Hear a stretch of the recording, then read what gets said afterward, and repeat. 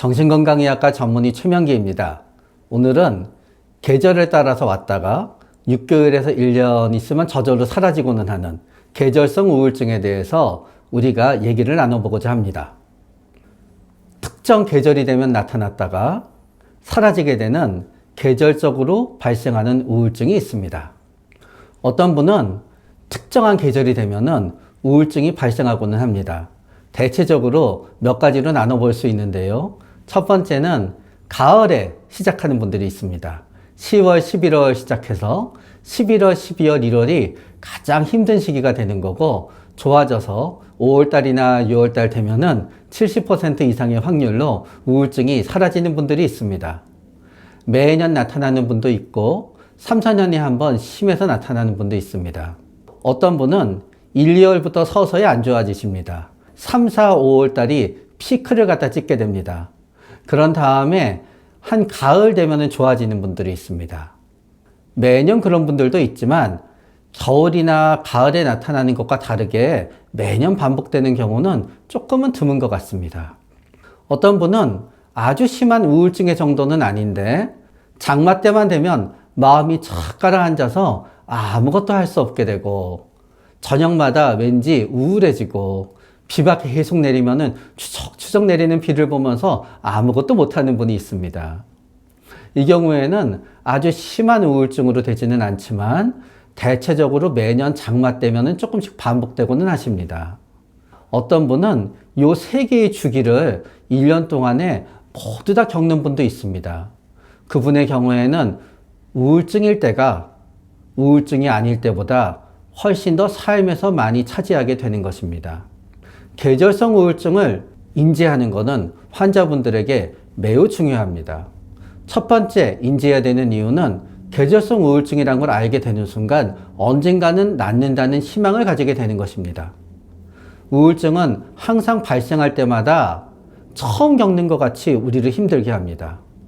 그러다가 보니까 우리는 4, 5년 전에 6개월에서 1년 있다가 저절로 나은 경험이 있음에도 불구하고 올해 또 우울증이 생기면은 영원히 낫지 않을 것만 같습니다. 그러나 내가 계절성 우울증이라는 걸 인지하는 순간부터 이 계절이 지나가면 나을 거다라는 희망을 갖다 유지할 수 있기 때문에 우리는 극단적인 선택을 하거나 할 확률이 줄어들게 되는 것입니다. 계절성 우울증을 인지해야 되는 또 다른 이유는 인과관계를 반대로 생각하는 게 있어서는 안 되기 때문입니다. 어떤 분은 우울증이 반복되지만 항상 어떤 사건과 연관지어서 생각합니다. 무슨 일이 있었을 때, 무슨 일이 있었을 때 대부분의 환자분들이 그러십니다. 그러나 저는 그분들한테 몇 월 달에 있었는지 계절이 어땠는지 여쭤보고는 합니다. 그러면 많은 분들이 예를 들어서 살면서 5번의 우울증을 겪었고 5번 다 나쁜 일이 있어서 겪었는데 하필 그 나쁜 일은 전부 다 11월 달에서 12월 사이에 발생했다는 분이 계십니다. 사실 확률상 인생의 나쁜 일이 특정한 계절에만 몰려 일어난다는 것은 참 드문 일입니다. 그때 말씀드리게 됩니다. 사실은 나쁜 일이 있어서 우울증이 생긴 게 아니셨을 수도 있습니다. 우울증이 있게 되면은 집중력이 떨어지기 때문에 직장에서 어려움이 생깁니다. 무기력이 있기 때문에 아침에 일어나는 것도 힘듭니다. 평소에는 그냥 당연히 내가 하던 일도 마치 억지로 해야 되는 것처럼 생각이 됩니다. 감정이 이랬다 저랬다 하기 때문에 화를 갖다 참을 수 없게 되기도 합니다. 그러다 보면 우리는 뭐가 되었든 안 좋은 일이 생길 수밖에 없는 것입니다. 인과관계를 이렇게 알고 나면은 약을 먹고 치료를 하는 게 아니더라도요, 겨울이 돼서 본인이 일이 되었건 인간관계가 되었건 안 좋아지게 되면은 본인을 절제할 수 있습니다. 지금 이 상황을 일으키는 거는 내가 아니라 나의 우울증이야. 지금 이 상황을 일으키는 거는 상대방이나 업무가 아니라 내 우울증으로 능력이 낮아져서야. 자신을 가다듬고 잘 버티다 보면은 결국은 때가 되면 우울증은 낫게 되는 것입니다. 게으름이 아니라 우울증이었습니다. 우리는 눈물 흘리고 슬프고 죽고 싶은 마음이 들어야지만 우울증이라고 생각합니다. 그러나 우울증은 영어로 디프레션입니다. 디프레스라고 하는 것은 푹 꺼져 있다는 걸 의미합니다. 그렇기 때문에 우울증의 신체 증상은 게으름과 무척 비슷합니다. 꼼짝을 못 합니다. 아침에 일어나는 게 힘듭니다. 늦게 자고 늦게 일어납니다. 늦게 자고 늦게 일어나야 되는데 어쩔 수 없이 일찍 일어나면 불면증이 되거든요. 그러나 회사에 갈 일도 없고 학교에 갈 일도 없고 애들 도시락 싸줄 일도 없고 나 혼자 지내게 되잖아요. 우울증일 때는 실질적으로 늦게 자고 늦게 일어나면서 잠이 더 늘어납니다. 새벽 4시에 자서 오후 한 2시쯤 일어난다고 생각해 보시는 거예요. 글쎄 잠자는 시간이 10시간으로 늘어난 거예요. 그러나 새벽 4시에 잤는데 어쩔 수 없이 출근하느라고 일어나니까 서너 시간밖에 못 자니까 우리는 자꾸 불면증이라고 착각을 하게 되는 거예요. 그리고 우울증이 됐을 때는 어떤 분은 체중이 줄기도 하지만요. 어떤 분은 우울증일 때 10kg, 15kg 체중이 확 부는 분도 있습니다.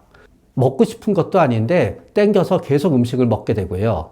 본인이 찾게 되는 음식은 케이크 되었건 떡볶이가 되었건 치킨이 되었건 칼로리가 매우 높은 음식만 선호하게 되기 때문에 체중이 늘어나게 됩니다. 그러면서 아무것도 하기가 귀찮아집니다. 평소에 책을 많이 읽던 사람도 책을 읽을 수가 없습니다.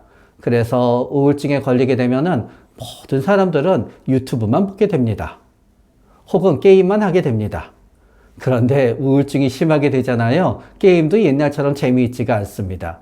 그러다 보니 바로 이렇게 사는 거를 우리는 뭐라 그럽니까? 게으르다고 합니다. 그러나 내가 원래 게으른 사람이다 라고 가정하잖아요. 나는 태어나서부터 지금까지 계속 그렇게 살았어야만 됩니다. 원래 내가 그러지 않다가 이런 사람이 되어버렸잖아요. 그게 한 겨울부터 이렇게 되고 한 6개월, 1년 가고 있잖아요. 그거는 게으름이 아니라 계절성 우울증입니다. 겨울잠이랑 무척 비슷해지는 거지요. 동면을 한 곰이 봄이 되면 깨어나듯이 봄이 되면은 조금 괜찮아지고는 하는 겁니다. 그래서 여러분들은 게으름이 아니라 죄송하지만 우울증이었습니다. 알코올 중독이 아니라 우울증이었습니다. 이런 분들이 계십니다. 알코올 중독으로 엄청 술을 많이 마십니다. 그런데 4, 5년 잘 끊습니다. 그러다 또 4, 5년 만에 무너집니다. 그런데 이렇게 여쭤보면은 술을 마시기 시작하는 시기가 꼭 가을철에 있는 겁니다. 사실은 이분들은 알코올 의존증이 아니라 우울증이었습니다. 우울증일 때 술을 찾게 되는 데는 보통 3가지 이유가 있습니다. 첫 번째 이유는 무엇이냐? 잠이 안 와서입니다. 잠이 안 오다가 보니까 술을 먹게 됩니다.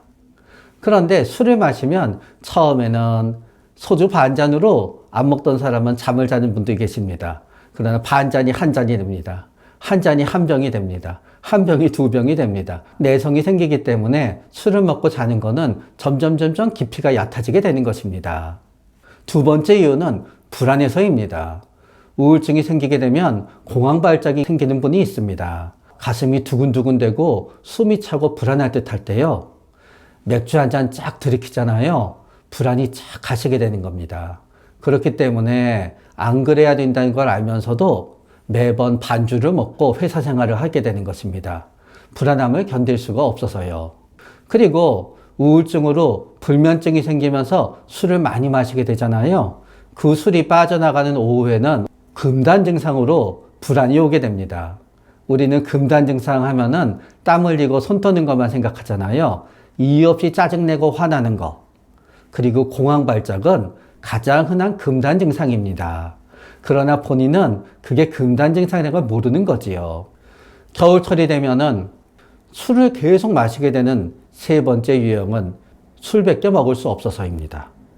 술은 상당한 칼로리를 갖고 있습니다. 안주 안 먹고 소주만 마시면은 살이 안 찔 것 같잖아요. 다른 거를 아무것도 안 먹고 소주만 마실 때는 전체 칼로리가 줄어서 살이 안 찔 수는 있겠지만 정상 식사를 하면서 소주를 매일 먹잖아요. 소주만으로도 살이 찝니다. 소주는 어떤 분은 보통 때는 밥을 먹을 수 없고 영양소를 섭취할 수가 없습니다. 술을 먹으면은 안주를 먹으면서 여러 가지 먹을 수 있습니다. 그래서 어떤 우울증 환자분들은 우울증 기간에 돌입하잖아요. 술을 마셨을 때만 뭔가를 먹을 수 있습니다. 여러분, 이 의존증 환자분이 우울증이셨다고 가정했을 때 우울증 치료를 받지 않은 상태에서 술도 마시지 않았다면 어떻게 됐을까요? 영양실조로 굉장히 커다란 위기에 봉착했을 수도 있는 것입니다. 그렇기 때문에 알코올 중독을 치료하기 위해서 아무리 노력해도 그 근원에 깔려져 있는 우울증이 치료되지 않는 한 술을 끊을 수가 없습니다. 그러나 우울증 자체가 나타나요? 술은 저절로 끊거나 줄어들게 되는 것입니다. 섭식장애가 아니라 우울증이었습니다. 겨울철만 되면은 입맛이 뚝 떨어지는 분이 계십니다. 아무것도 먹고 싶지가 않습니다. 억지로 음식을 먹잖아요. 속에서 음식을 거부합니다. 그래서 토하게 되는 것입니다. 본인은 섭식장애로 생각하고 있지만 우울증일 확률이 높습니다. 섭식장애인 분들은요, 식욕이 남아있어서 괴로워요. 음식을 먹고 나면은 조금이라도 살이 찔까봐 너무너무 두려운 거지요. 음식을 맛은 먹고 싶어서 씹게 되는 건데 삼키면은 살이 될까봐 음식을 뱉게 되는 분도 계시고요. 너무너무 먹고 싶은 음식을 맛있게 다 먹은 다음에 본인이 억지로 토하게 되는 분이 있는 거예요. 우울증일 때 음식만 먹으면 토하는 분들은요, 우울증 기간 동안에 음식이 위에서 받지 않는 거예요. 그러나 밤늦게 12시 넘어서 본인이 땡기는 음식은 조금 먹을 수 있는 분이 있어요. 가족이나 본인이 착각하세요. 내가 이거를 먹어서 밥을 못 먹는다고요. 어떤 분은 과자만 조금씩 먹을 수 있어요.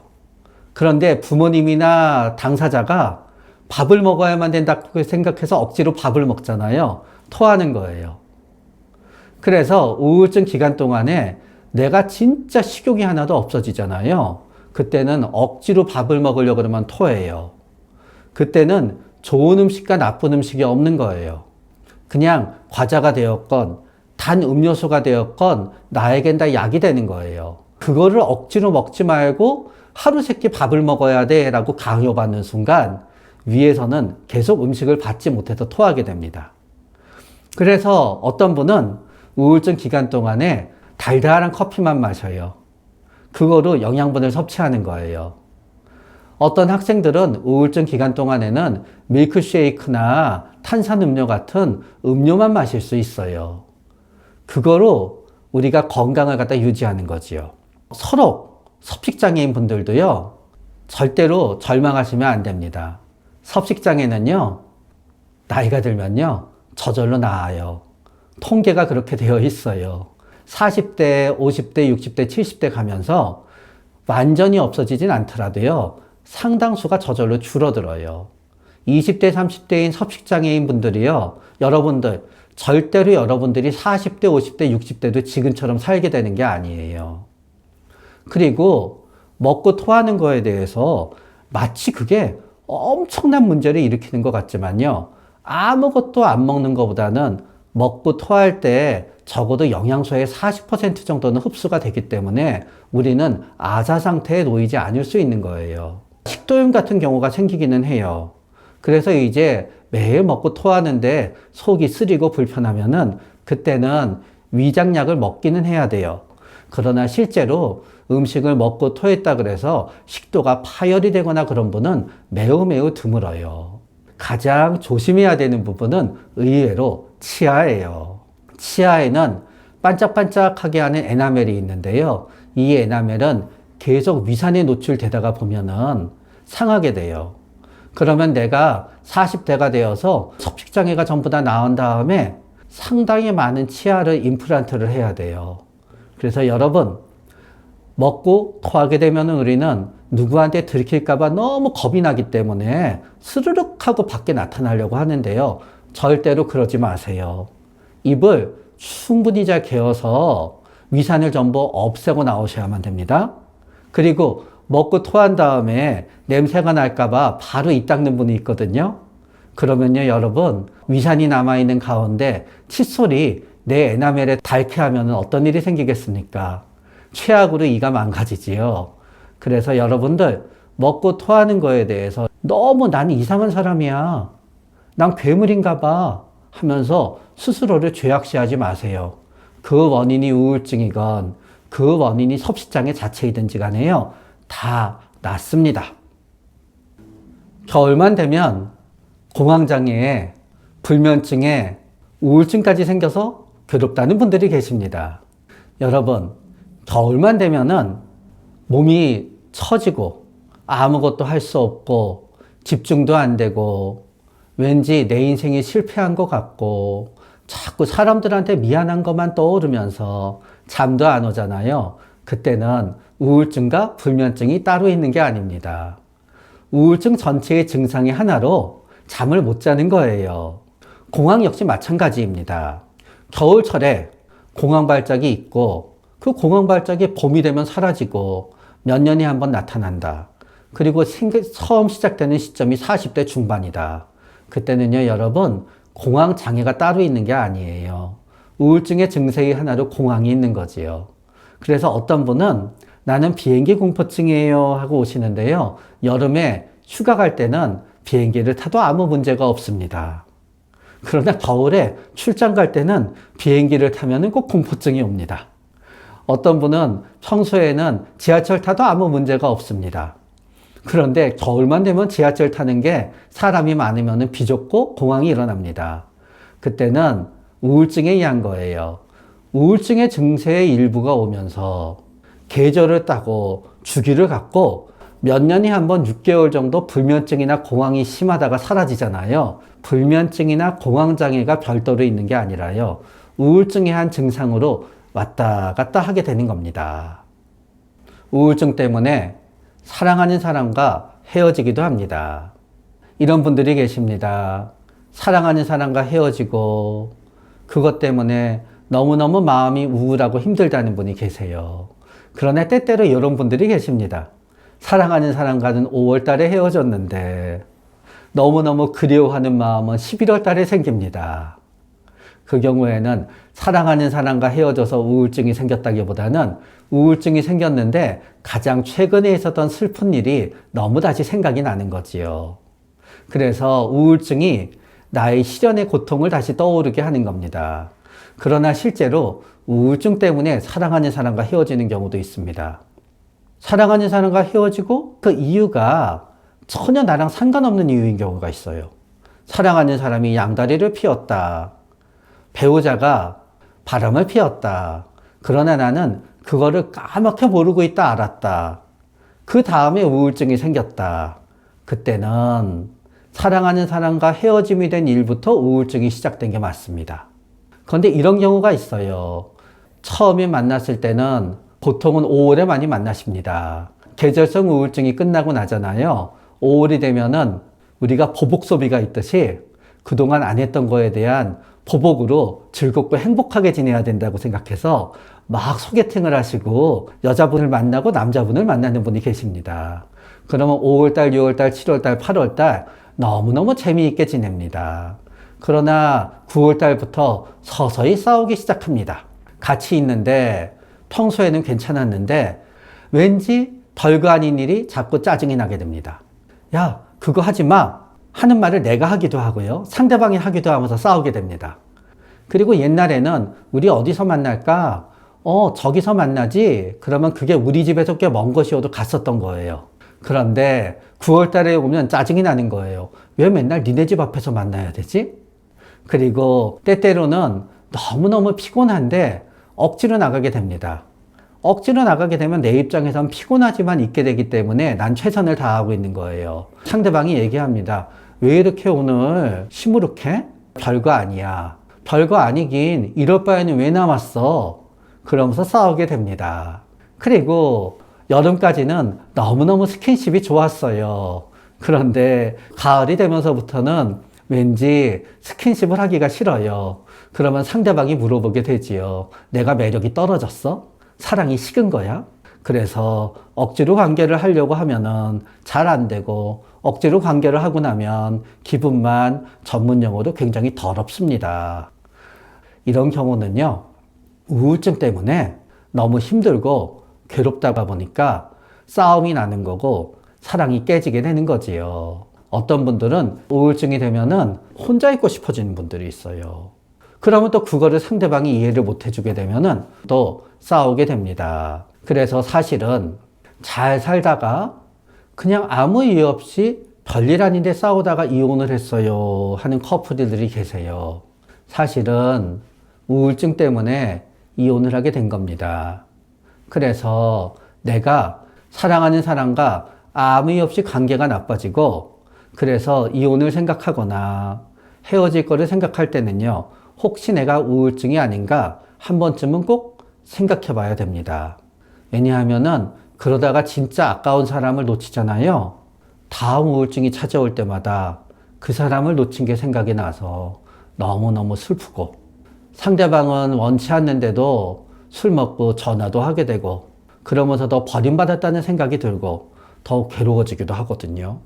그래서 내가 혹시 사랑이 식은 게 아니라, 상대방이 사랑이 식은 게 아니라 나의 우울증 혹은 상대방의 우울증 때문에 우리의 사랑이 곤란을 겪는 게 아닌지, 사랑하는 사람과의 어려움으로 괴로워하시는 분들은 꼭 한번 생각하셔야 됩니다. 우울증 때문에 좋은 직장을 그만두는 분도 많습니다. 상담을 하다 보면 이런 분들이 계십니다. 몇 년에 한 번 직장을 그만두십니다.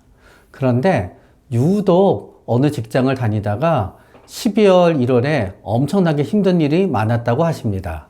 상사의 질책도 있고 업무도 복잡했다 그러십니다. 3월쯤 직장을 갖다 그만두십니다. 그리고 나서는 조금씩 편해지십니다. 가을에 새로운 직장에 들어가십니다. 그리고 3, 4년 시간이 흐릅니다. 그러더니 또다시 끔찍한 겨울이 돌아옵니다. 너무너무 힘든 일이요. 사실은 끔찍한 겨울이 돌아오는 이유는 아마도 우울증 때문일 수도 있습니다. 우울증일 때 직장 생활이 힘든 이유는 몇 가지에서 기인합니다. 첫 번째는 업무 능력이 떨어집니다. 우울증 기간 동안은 우리가 외국에 다녀온 것도 아닌데 우리 삶에 일종의 시차가 발생합니다. 평소에 나는 11시쯤 자서 7시에 일어나고 9시부터 쌩쌩한 사람이었습니다. 우울증 기간 동안에는 아무리 노력해도 3시나 4시에 잠이 듭니다. 본인은 3시나 4시에 잠이 드는 거를 유튜브 하는 내 나쁜 습관 때문이라고 생각합니다. 그러나 유튜브를 하지 않아도 4시에 잘 게 3시 반이 되고 3시에 잘 게 2시 반이 되는 거지 절대로 11시에 자게 되지는 않는 것입니다. 그러다가 보니까 억지로 일어나도 회사에 가더라도요, 오후 한 3시나 4시까지는 정신이 멍합니다. 아무 일도 할 수 없습니다. 일이 손에 잡히지 않습니다. 해야 된다는 걸 알지만 되지가 않습니다. 그러다가 퇴근할 때쯤에 괜찮아집니다. 옛날에는 그냥 회사에 남아서 야근을 하든가 회사에서 하던 일을 갖다 집으로 가져오고는 했습니다. 그러나 요새 많은 회사에서는 회사에 남아서 야근하는 것을 별로 선호하지 않습니다. 일을 직장으로 가져올 수도 있지만 보안 때문에 그거를 갖다 내 USB에 옮겨서 집에 와서 집에 컴퓨터에서 연결해서 일하는 게 생각처럼 쉽지 않은 직장도 있게 됩니다. 그러면 일을 계속 밀립니다. 상사는 질책을 합니다. 나는 지옥에 빠집니다. 직장 다니면서 어려운 또 하나의 이유는 뭔가 하면은 겨울이 되면은 직장에서 갑자기 공황이 발생하는 것입니다. 공황이 발생하는 상황은 몇 가지 상황이 있는데요. 평소에는 회의 때 아무 문제도 없었습니다. 그러나 회의 때 지적을 받으면은 발표를 하려고 할 때 가슴이 두근두근 떨려버립니다. 그리고 어떤 분은 평소에 전화 받는 거를 좋아하진 않았지만 겨울철에 우울증이 생기면은 갑자기 전화벨이 울리잖아요. 그럼 가슴이 두근두근 하게 되는 것입니다. 그래서 거래처라든가 뭔가 처음 보는 사람이랑 연락을 하는 것도 가슴이 두근대고 공황이 발생하게 됩니다. 직장 생활 힘들게 하는 세 번째는 바로 사람들 그 자체입니다. 평소에도 사람들과 어울리는 거를 그다지 좋아하지 않는 분이 계십니다. 직장 생활을 하지만 회식도 별로 좋아하지 않고 낯선 사람들과 있는 교육도 좋아하지 않습니다. 직장은 오로지 돈을 벌러 가는 곳입니다. 그러나 돈을 벌러 가야 됐기 때문에 평상시에는 꾹 참으면서 했습니다. 대신 이분들은 토요일, 일요일, 공휴일에는 꼼짝도 하지 않고 집에서 쉬어야만 자신의 원기를 회복하는 분들이십니다. 그런데 우울증에 걸리게 되잖아요. 이제는 직장에 가게 되고 사람들이 많고 시끄럽고 뭔가 감정이 오고 가고 그러면은 뭔가 질문을 받았을 때 말을 꺼내는 것 자체가 힘들고 괴로워집니다. 이러다가 보니까 결국은 이런 끔찍한 겨울을 보내고 나면은 도저히 못 견디겠다 하고 사실은 우울증이 조금은 나아지는 봄에 사표를 던지게 됩니다. 거기에는 또 이유가 있습니다. 우울증이 진짜 심할 때는요, 직진밖에 할 수가 없습니다. 사표를 내면서 그만두겠습니다 라고 상사한테 얘기하면 상사가 그만두자라고 하는 수도 있지만 또 말리기도 합니다. 내가 만약에 가장인 경우에 내 아내에게 얘기하게 되면, 내 남편한테 얘기하게 되면 당장 금전적인 어려움 때문에 말리게 될 것 같기도 합니다. 물론 난 속상하지요. 그러나 상대방은 내 몸과 마음속에 들어와서 내 뇌세포가 돼서 느끼지 않는 한 도대체 나의 우울증이 어떤지 알 수가 없습니다. 그리고 당장 그만두면 어떻게 해야 될지, 어떻게 할지 머리가 카매집니다. 결국은 회사를 그만둔다는 것도 상당한 에너지가 있어야 되는 거지요. 그래서 회사를 그만둘 에너지조차 없을 때는 그냥 직진하게 됩니다. 봄이 오고 회사를 그만둘 정도의 에너지가 생겼을 때 용기를 내서 회사를 그만두게 되는 거지요. 그렇게 한번 회사를 그만뒀다 그래서 그게 내 인생에 엄청난 문제를 일으키진 않습니다. 오히려 편하게 쉰 몇 달이 나중에 나이가 들어서 나를 위로할 수도 있습니다. 그러나 이게 3, 4년이 한번 반복하다가 보면은요, 나는 나 자신에 대해서 잘못된 평가를 내리게 됩니다. 나는 힘든 일을 못하는 사람이 아니에요. 나는 스트레스에 약한 사람이 아니에요. 난 그냥 계절성 우울증으로 몇 년에 한번 내 뇌가 파업을 하는 거예요. 얘야, 나는 일하지 않고 쉴 거야 라고요. 스스로에 대해서 이건 번아웃이야. 앞으로 스트레스를 하나도 받지 말고 일해야지 하면서 자신의 역량보다 낮은 일만 하게 되잖아요. 삶이 지겨워지고 무엇보다 금전적인 어려움에 놓이게 됩니다. 그렇기 때문에 너무너무 내가 몇 년 동안 즐겁고 열심히 일하던 직장을 갑자기 지치고 그만두게 될 때는 나도 모르는 스트레스가 누적됐나 봐. 절대로 그렇게 생각하면 안 됩니다. 우리의 몸과 마음은요, 내가 모르는 내가 그렇게 많이 존재하지가 않아요. 내가 5년 동안 기뻤으면 기쁜 거지요. 내가 기쁘다고 착각했는데 사실 스트레스가 쌓였나 봐? 절대로 그런 법은 없습니다. 거기에 속지 마십시오. 누가 그렇게 얘기해도. 원인은 계절성 우울증이 원인이었던 거지요. 인과관계를 반대로 생각하게 되면은 나의 직장 생활은 꼬이게 되고 나의 인생도 꼬이게 됩니다. 우울증 때문에 2학기 중간고사 이후부터 학교에 안 가는 학생들도 있습니다. 우울증에 걸리게 되면 아침에 일어나는 것이 힘듭니다. 평소에는 잘 일어나던 아이가 우울증이 있게 되잖아요. 아침마다 엄마와 지옥이 시작됩니다. 엄마는 깨우려고 하고 아이는 못 일어나고요.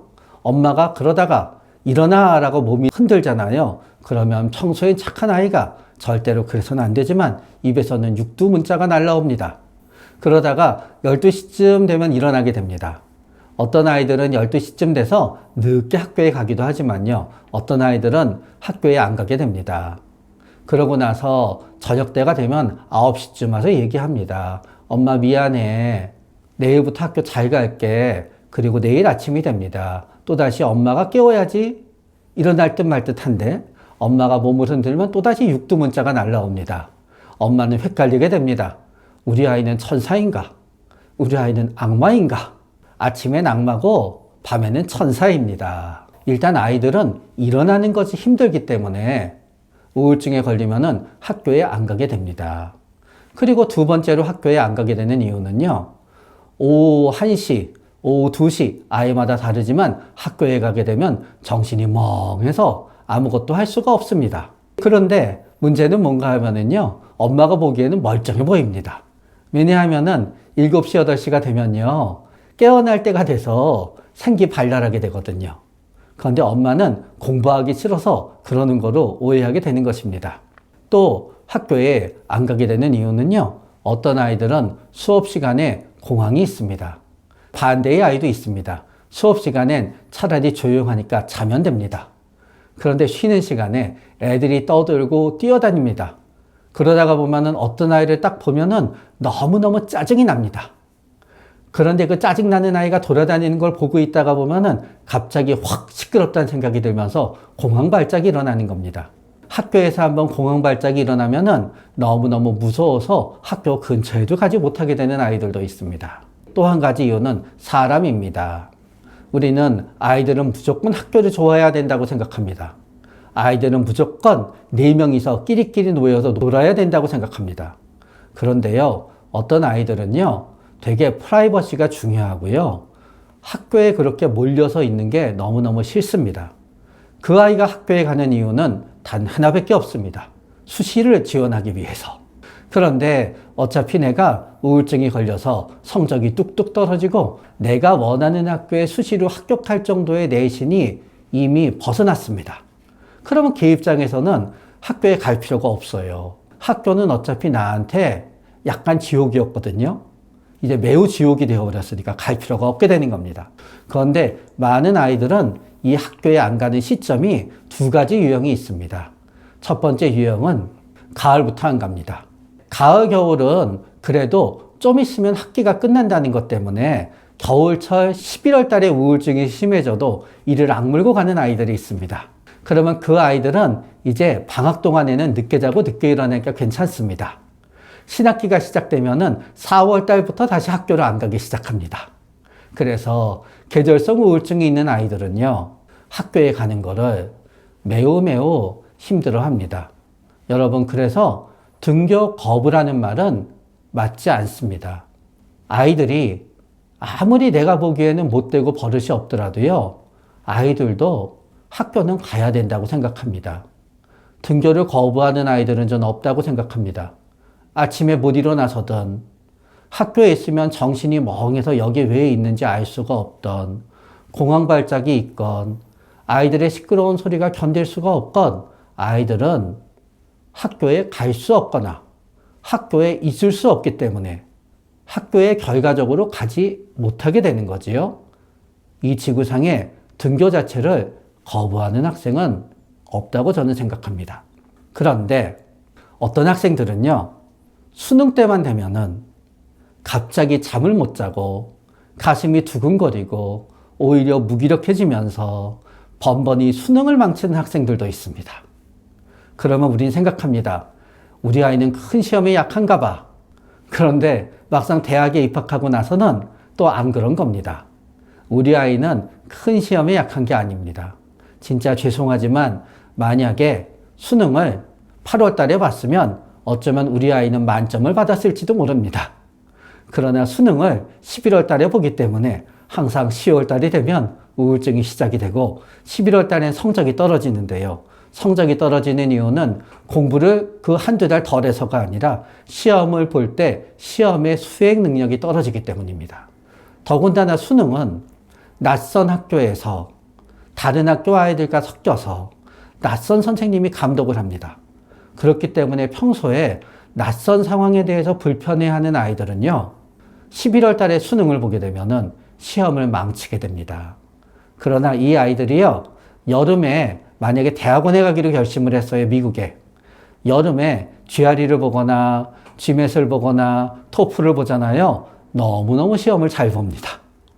우울증 때문에 대학을 졸업 못하는 학생들도 많습니다. 실제로 제가 의대를 다닐 때 저는 정확한 기억은 아니지만 126명이든가 128명이 저희 처음 시작할 때 예과 1학년 시작할 때의 정원이었습니다. 물론 그 중에는 특례 보충력으로 군대를 마쳐서 빨리 갔다 온 학생들도 있었고, 그렇지만요, 유급이 되거나 학교를 그만두거나 하는 동급생들도 적지 않았습니다. 그래서 제 기억에 결국 의대를 졸업할 때는 아마 90명 조금 넘는 사람이 졸업했던 것 같습니다. 저도 정신과 의사로 일하기 전까지는 왜 그렇게 공부를 나름대로 했는데도 성적이 안 나오는 경우가 있는지, 그리고 또 왜 시험을 번번이 포기하는지, 시험장에도 못 나오는지, 왜 시험 전날까지 불안해서 술을 마셔야 되는지 이해를 못했습니다. 지금 생각해 보면은요, 우울증에 걸리게 되면은 공부를 할 수가 없습니다. 그러다가 보니까 많은 학생들이 우울증 때문에 휴학을 하게 됩니다. 그러나 문제는 휴학을 하는 곳을 잘못된 학기를 선택하는 경우가 너무 많은 거예요. 나는 10월 중순부터 우울증으로 컨디션이 안 좋아서 공부를 할 수 없습니다. 그러다가 보니까 12월 달에 학점이 너무 기말고사에서 안 나오게 되고요. 그래서 결과적으로 의미가 없다고 생각을 해서 너무너무 힘들고 해서 그 다음 학기를 휴학합니다. 그러면서 다시 가을 학기에 복학합니다. 또다시 우울증이 옵니다. 엉망이 됩니다. 너무 힘들다고 그 다음 학기에 휴학을 합니다. 휴학을 해야 되는 학기는요, 가을 학기였던 겁니다. 계속 봄학기에 휴학을 하게 되잖아요. 내가 컨디션이 좋은 봄학기는 계속 학교를 안 다니게 되고요. 컨디션이 최악인 가을 학기는 계속 다니게 되는 겁니다. 서로 학교를 졸업하게 되더라도 학점이 엉망이 되는 것입니다. 그리고 또 어떤 학생들은 적성이 아니라고 착각을 하고는 다른 학교에 가기 위해서 학교를 갔다 또 휴학하기도 합니다. 사실은 적성이 아닌 게 아니었지요. 그 상태에서는 어느 대학, 어느 학과에 가서도 내 우울증으로 능력이 떨어져서 공부를 할 수가 없었던 것입니다. 우울증인 분들이 절대로 하면 안 되는 생각이 하나 있습니다. 저는 생각은 우리 모두의 권리라고 생각합니다. 마음속으로 우리는 굉장히 나쁜 생각을 할 때도 있고, 잔인한 생각을 할 때도 있고, 끔찍한 생각을 할 때도 있습니다. 그러나 우리는 생각은 하지만 그게 우리가 행동으로 옮겨지지 않습니다. 그래서 저는 해서는 안 되는 생각이라는 건 사실은 별로 없다고 생각하면서 살아가는 사람입니다. 그러나 저는 우울증에 걸려서 많이 힘드신 분들께 가급적 하지 않았으면 하는 생각이 있습니다. 그거는 뭔가 하면은 절대로 낫지 않을 거야 라는 생각은 하지 말아주세요. 왜냐하면은요, 우리의 뇌도 우울증을 버틸 수 있는 한계가 있습니다. 저는 우울증은 우리 뇌가 파업을 한다고 생각해요. 파업을 하다가 힘에 부치잖아요. 그럼 다시 원래로 돌아갑니다. 그렇기 때문에 그게 6개월이 걸릴지 1년이 걸릴지 알 수 없지만요. 우울증은 틀림없이 다 낫습니다. 특히 저는 25세 이하의 10대나 20대 초반의 우울증 환자분들께서는 더욱더 낫지 않을 거란 생각을 안 했으면 좋겠습니다. 보통 중학교 2학년이나 3학년 때 우울증이 너무 심해서 중고등학교를 자퇴하는 학생들은 굉장히 많습니다. 학교에 갈 수가 없습니다. 사실은 우울증에 걸린 학생들의 자퇴율이 제일 낮았던 때는 언제인가 하면은요, 코로나 때였습니다. 그래서 저는 종종 생각하고는 해요. 우울증으로 어느 학생이 진단을 받잖아요. 사실은 코로나 때처럼 비대면 수업을 인정해줘야 된다는 생각을 합니다. 그리고 비대면 수업을 하는 시간도 우리 학생에 맞춰서 좀 저녁 6시 이후였으면 좋겠어요. 그러나 학교를 그만두게 되고요. 우울증이 17살 때도 안 낫고 19살 때도 안 낫고 성인이 되어도 나는 영원히 이렇게 살 것 같습니다. 매일 죽고 싶을 것 같고 잠이 안 오고 공황이 올 것 같습니다. 그러다가 만 20살이 넘기게 되잖아요. 이제 진짜 나는 끝장이 난 것 같습니다. 그러나 여러분의 뇌는 25살까지 눈에 보이지 않지만 계속 바뀝니다. 25살까지는요, 우리 뇌는 자기 짝을 찾아요, 계속. 우리 뇌세포는 자기한테 맞는 짝이 있습니다. 자기한테 맞는 짝끼리 뇌세포는 연결을 하게 돼요. 그거를 우리가 시냅스라고 하지요. 그러나 자기 짝을 찾았다고 다 끝나는 건 아니에요. 여러 명이 서로 자기를 봐달라고 하게 되거든요. 그래서 진짜 나하고 맞는 짝하고는 굉장히 단단한 연결을 해야 되고, 나하고 맞지 않는 짝하고는 느슨한 연결을 했다가 급할 때만 써먹어야 됩니다. 그래서 어떤 분은 이 과정을 가지치기라고 합니다. 뇌세포에서 나오는 돌기들이 필요한 거와 필요 없는 거 사이에서 가지를 치게 되는 거지요. 그래서 여러분, 10대 때 진짜 끔찍한 우울증을 앓았던 분들도요, 만 25세가 넘어가잖아요. 우울증이 와도 10대처럼 타격받지 않습니다. 그래서 절대로 낫는다고 생각해 주시기 바랍니다. 영원히 낫지 않은 우울증은 없습니다. 결국 여러분들이 다 이기게 되어 있습니다. 우울증인 분에게 절대로 해서 안 되는 3가지 말이 있습니다. 첫 번째는 마음 먹기 나름이라는 말입니다. 우울증인 분들과 얘기를 하다가 보면은요, 우울증이 아닌 분들은 참 답답해질 때가 있습니다. 뭔가 해보자. 안 될 것 같아. 괜찮은 일이 있을 거야. 그럴 일이 없어. 모든 게 부정적입니다. 마음에 드는 게 하나도 없습니다. 얘기를 하다 보면 생각이 들어요. 네 부정적인 생각이 문제야. 그리고 인지행동 치료를 접하시는 많은 분들은 또 그 부정적인 생각을 없애면 우울증이 낫는다고 생각하시는 분들도 많습니다. 그러다 보니 우리는 현재 공황이 오고 잠을 못 자고 무기력하고 밥도 못 먹는 환자분들한테 마음 먹기 나름이란 얘기를 하게 됩니다. 그거는 우리 환자분들을 엄청 힘들게 하는 얘기입니다. 마음 먹은 대로 되지 않기 때문에 우울증이 있는 거예요. 그리고 마음 먹기 나름이라고 우리 우울증 환자분들께 얘기하시는 여러분들도 마음 먹기 나름대로 되어서 현재의 삶을 살고 계십니까? 인간은 아주 나약합니다. 사실은 마음 먹기 나름이라는 말은 단지 우울증 환자분들이 아니라 모든 상황이 안 좋아서 힘들어하는 사람한테는 해서는 안 되는 말 중에 하나라고 저는 생각합니다. 그러나 특히 우리 우울증으로 고통받는 분들께는 마음 먹기 나름이라는 말이 진짜 비수처럼 가슴에 꽂히게 됩니다.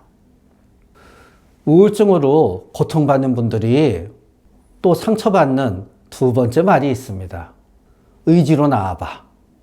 약을 먹는다는 거는요, 정신건강의학과에 가서 약을 먹는다는 거는요, 엄청나게 힘든 일입니다. 아마 병원에 예약을 하기까지 전화기를 들었다 놨다 들었다 놨다 아마 10번은 하시는 분도 많을 겁니다. 상담을 한 다음에 예약을 했다가 취소하는 분도 엄청 많을 겁니다. 병원에 왔다가도 상담만 하고 약을 안 가져가는 분도 엄청 많을 겁니다. 의사한테 약을 받아간 다음에 먹지 않은 분도 엄청 많을 겁니다. 우울증인데 약을 먹기로 시작했다는 건요, 환자분한테 엄청난 일이 발생한 거예요. 진짜 낫고 싶어서 먹는 거지요. 그런데 어떤 부모님들은, 어떤 친구들은, 어떤 동료들은 얘기합니다. 약에 의지해서 나오면 어떡해.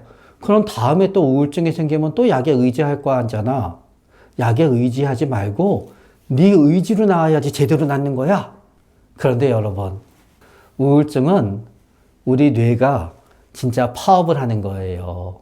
그렇기 때문에 그거는 바로 잡아주기 위해서는 약이 필요한 거지요. 하다못해 감기약도 먹을 수 있고요. 조금만 속이 상해도 약을 먹을 수 있는데 왜 그때는 의지로 나오라는 얘기를 안 하는지 모르겠어요. 의지가 제대로 작동하지 않기 때문에 우울증인 거예요.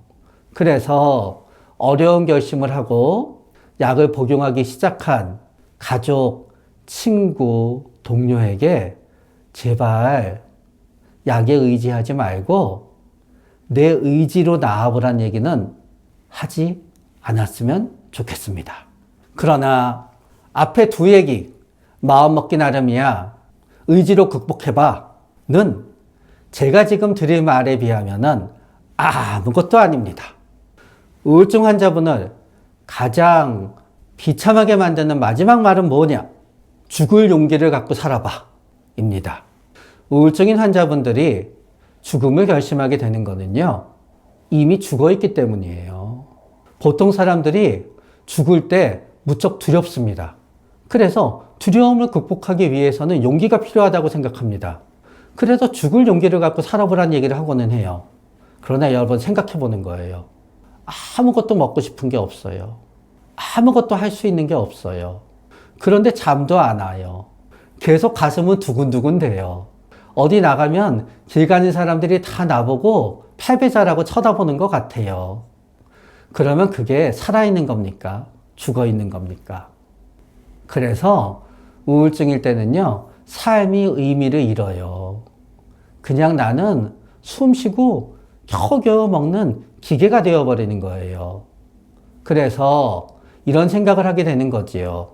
인간은 어차피 죽기 때문에 내가 1년 더 있다 죽으면 1년 뒤에 후회할 것 같은 거예요.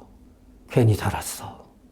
10년 뒤에 죽으면 내가 10년 동안 살아온 거를 후회하고, 야, 차라리 10년 전에 죽을 걸 그랬어.